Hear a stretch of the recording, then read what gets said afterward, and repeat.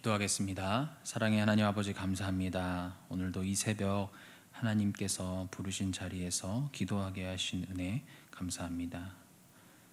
그 은혜를 따라서 오늘 말씀 가운데 기도 가운데에 승리할 수 있는 힘을 얻는 귀한 시간 될 수 있도록 은혜를 베풀어 주옵소서. 예수 그리스도의 이름으로 기도드립니다. 아멘.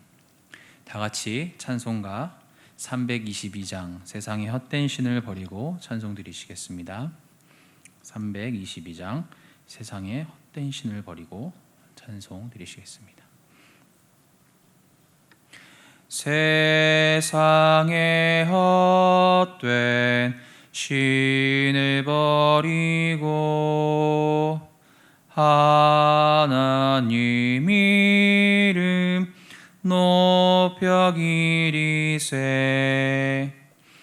온 천하 백성 모두 나와서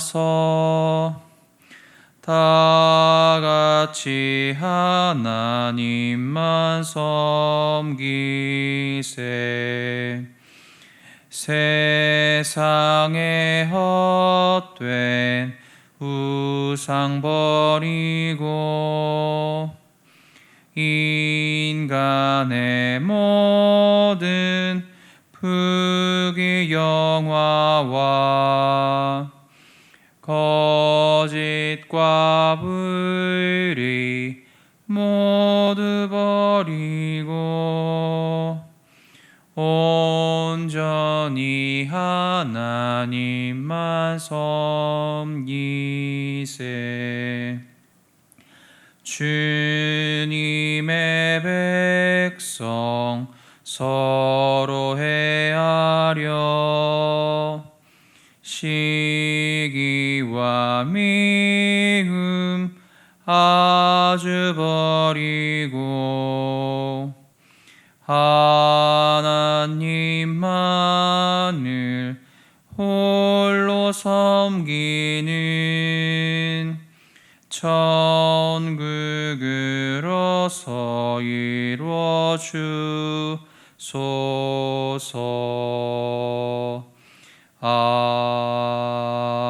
아멘. 아멘. 사도신경으로 신앙 고백하시겠습니다.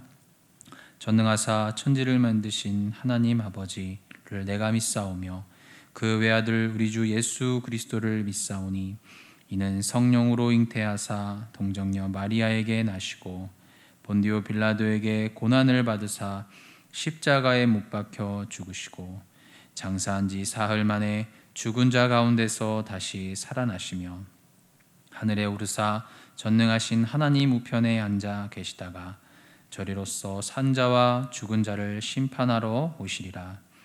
성령을 믿사오며 거룩한 공회와 성도가 서로 교통하는 것과 죄를 사하여 주시는 것과 몸이 다시 사는 것과 영원히 사는 것을 믿사옵나이다. 아멘. 오늘 우리에게 주시는 하나님의 말씀은 미가 1장 1절부터 7절까지의 말씀입니다. 미가 1장 1절부터 7절까지의 말씀입니다. 제가 가진 성경 구약성경 1291페이지에 있습니다. 다 찾으셨으면 저와 여러분 한 절씩 교독하도록 하겠습니다. 유다의 왕들 요담과 아하스와 히스기야 시대에 모레셋 사람 미가에게 임한 여호와의 말씀 곧 사마리아와 예루살렘에 관한 묵시라. 백성들아 너희는 다 들을지어다. 땅과 거기에 있는 모든 것들아 자세히 들을지어다. 주 여호와께서 너희에게 대하여 증언하시되 곧 주께서 성전에서 그리하실 것이니라. 여호와께서 그의 처소에서 나오시고 강림하사 땅의 높은 곳을 밟으실 것이라. 그 아래에서 산들이 높고 골짜기들이 갈라지기를 불 앞에 밀초 같고 비탈로 쏟아지는 물 같을 것이니 이는 다 야곱의 허물로 말미암음이요 이스라엘의 족속의 죄로 말미암음이라. 야곱의 허물이 무엇이냐? 사마리아가 아니냐? 유다의 산당이 무엇이냐? 예루살렘이 아니냐? 이러므로 내가 사마리아를 들의 부더기 같게 하고 포도심을 동산 같게 하며 또 그 돌들을 골짜기에 쏟아내리고 그 기초를 드러내며 함께 읽겠습니다. 그 새긴 우상들은 다 부서지고 그 음행의 값은 다 불살라지며 내가 그 목상들을 다 깨뜨리리니 그가 기생의 값으로 모았은즉 그것이 기생의 값으로 돌아가리라. 아멘. 남은 이제 12월 한 달 동안 저와 여러분이 함께 묵상할 말씀은 바로 미가입니다. 미가는 굉장히 분량이 짧죠. 하지만 굉장히 명확한 주제와 강한 호소력 그리고 활동했던 시기가 맞물려 있어서 그런지 미가서를 작은 이사야서라고 부르기도 합니다. 미가의 핵심이 되는 신학적 메시지는 세 가지인데요. 정의와 평화 그리고 메시아입니다.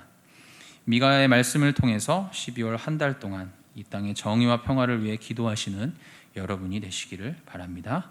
더불어서 정의와 평화의 회복은 메시아를 통해서만 이루어질 수 있다라는 확신이 우리 안에 굳어지는 은혜가 저와 여러분에게 있기를 축복합니다. 미가의 시대적 배경을 보면 이때는 어느 정도 계속 유지됐던 경제 성장이 지속되었던 때였습니다. 그러나 이 번영 속에서 이스라엘 사람들은 굉장히 이기주의적인 성향이 짙어졌죠. 그리고 무엇보다도 큰 문제는 인간적인 성취를 위해 신앙을 이용하려는 욕망이 극대화되던 시기였다라는 것입니다. 이 때문에 개인과 사회의 신앙적 가치관이 파괴되고 그 후유증으로 이스라엘이 신음하던 때가 바로 이 미가의 시대라고 볼 수 있습니다. 이러한 시대 속에서 미가는 정의와 평화를 외치며 메시아의 오심을 예언한 선지자였죠. 오늘 함께 읽은 1절부터 7절까지의 본문은 이 예언의 시작이 되는 말씀입니다. 특별히 본문은 네 부분으로 구별할 수 있는데요.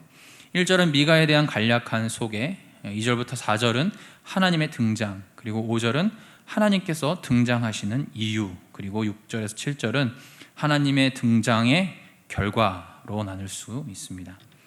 1절을 보시면 미가는 사마리아와 예루살렘에 대한 예언이다라는 말씀으로 시작하죠. 사마리아와 예루살렘은 어떤 곳입니까? 북왕국 이스라엘과 남왕국 유다의 수도이죠. 하나님께서는 유다에게뿐만 아니라 하나님을 버린 북왕국 이스라엘에게도 당신의 뜻을 전하십니다. 여기서 우리는 하나님의 끈질긴 사랑을 볼 수 있는 것이죠. 자기를 버린 자들을 끝까지 붙드시는 하나님의 열심, 그 사랑이 오늘도 하나님을 떠난 자들을 향해 있다는 사실을 우리는 기억해야 합니다. 우리는 이 시대에 그런 하나님의 마음을 헤아려야 할 분명한 사명이 있는 것이죠. 때를 얻든지 못 얻든지 코로나19든지 코로나20이든지 우리에겐 이 분명한 사명을 살아내야 할 분명한 책임이 있습니다. 이것을 저와 여러분들은 기억해야 할 것입니다. 하나님의 사람을 통해 하나님은 북왕국과 남왕국의 사람들에게 어떤 말씀을 하고 계십니까? 하나님은 위험과 건의 속에서 이 땅에 직접 내려오실 것이라고 말씀하고 계십니다. 하나님의 오심, 이 하나님의 오심이 누군가에게는 기쁜 소식이지만 누군가에게는 굉장히 두려운 일이 될 수 있죠. 초대교회 성도들에게 있어서 하나님의 오심은 기쁜 소식이었습니다. 그리고 그 소망을 담아서 마라나타 주 예수여 어서 속히 오시옵소서라는 고백을 습관처럼 내뱉고 노래했죠. 그러나 우리는 어떨까요? 주 예수여 더디 오시옵소서, 아직은 안 됩니다.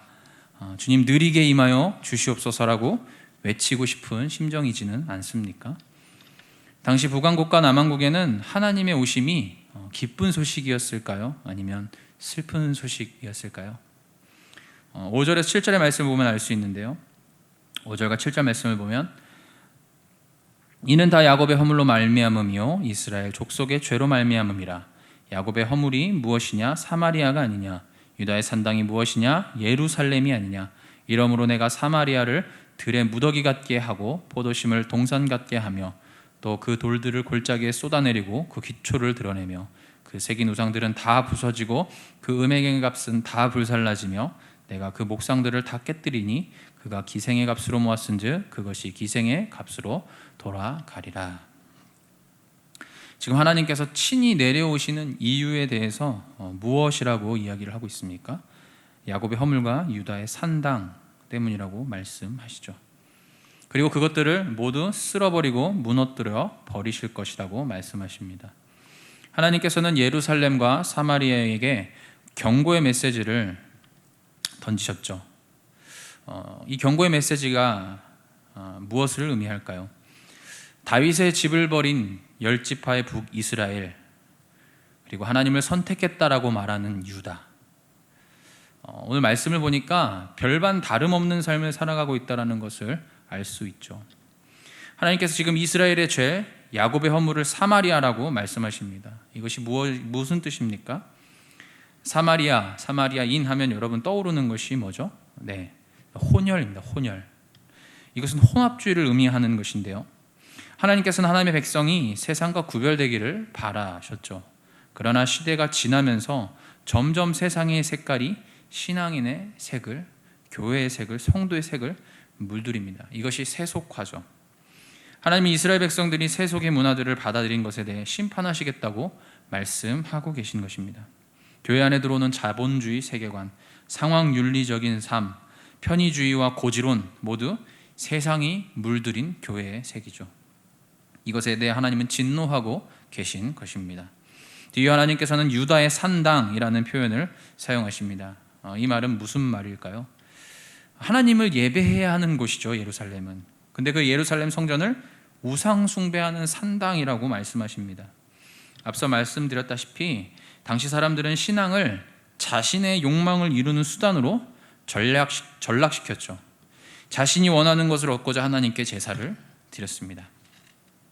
자신들이 원하는 방식대로 하나님께서 움직이실 것을 바라고 고대하면서 하나님 앞에 제사를 드렸던 것이죠. 하나님이 이러한 제사를 유다의 산당에서 드리는 우상 숭배다라고 이야기하고 계신 것입니다. 하나님께서는 이스라엘에게 번영을 허락하셨습니다. 그에 따른 풍요를 주셨죠. 그런데 하나님께서는 이제 그것을 무엇이라 부르십니까? 음행의 값, 기생의 값이라고 말하고 계십니다. 이것은 유다 백성이 자신들의 신앙을 팔아먹은, 그렇게 해서 얻은 풍요라고 말씀하신 것이죠. 이제는 이들이 누리는 경제적 부흥은 더 이상 하나님의 축복이 아닙니다. 처음 시작은 하나님의 축복으로 시작했지만 이제 그들이 누리는 것은 하나님의 축복이 아니죠. 그것은 음행의 값, 기생의 값이라고 말하고 있습니다. 자신의 몸을, 자신의 신앙을 팔아 그 화대로 받은 물질이라고 하나님은 원색적으로 비난하고 계신 것입니다. 사랑하는 성도 여러분, 말씀을 정리하려고 합니다.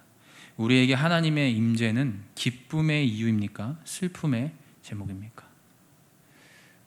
바로 이 시간 우리의 삶 가운데, 우리 가정 가운데, 내 개인에게 하나님께서 임재하신다라고 한다면 우리는 기쁠까요? 슬플까요? 한번 고민해 봐야 되지 않겠습니까? 만약 하나님의 오심이 두렵게 느껴진다면 우리는 돌이켜야 할 것입니다. 북이스라엘처럼 세속화된 신앙의 모습이 저와 여러분에게 있지는 않습니까? 혹시 유다처럼 내 개인의 욕망을 위해 하나님을 이용하는 신앙의 모습이 우리 삶에 비춰지지는 않습니까?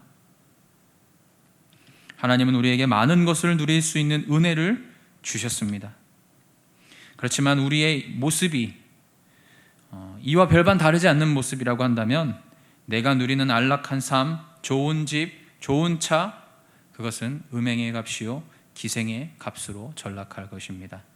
12월 한 해를 정리하고 마무리하면서 미가의 말씀을 통해 우리 안에 깊은 통찰이 있기를 바랍니다.